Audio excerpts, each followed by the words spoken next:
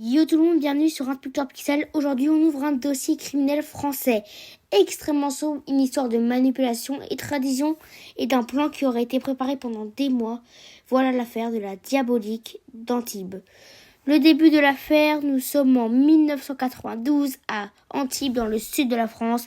Éric de Vienne, 35 ans, vit avec sa compagne Geneviève Montillet. À première vue, leur vie paraît normale, mais aurait été une relation est très compliquée. Le 1er novembre 1992, Geneviève incite pour qu'Éric sorte faire un tour en vélo. Le soir tombé, la route est sombre, puis, soudain, une voiture percute violemment Éric avant de prendre la fuite. Quand les secours arrivent, il est gravement blessé et plongé dans le coma. Le comportement étrange, pendant qu'Éric est à l'hôpital, Geneviève paraît étonnamment calme. Mais surtout, elle commence à déjà parler de l'assurance vie.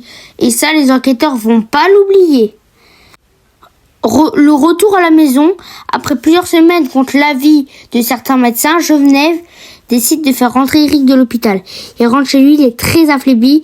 Puis quelques jours plus tard, Éric meurt brutalement. Le détail qui change tout. Officiellement, Geneviève explique qu'il serait mort après une fausse route alimentaire liée à ses blessures. Mais quelque chose choque les enquêteurs. Il se fait rapidement incinérer. Et surtout, sa mère ne le savait pas.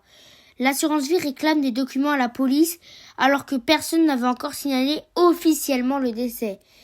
L'enquête reprend. Les policiers commencent alors à douter. Ils découvrent plusieurs incohérences, des témoignages, des contradictoires, des mensonges et des proches qui commencent à parler.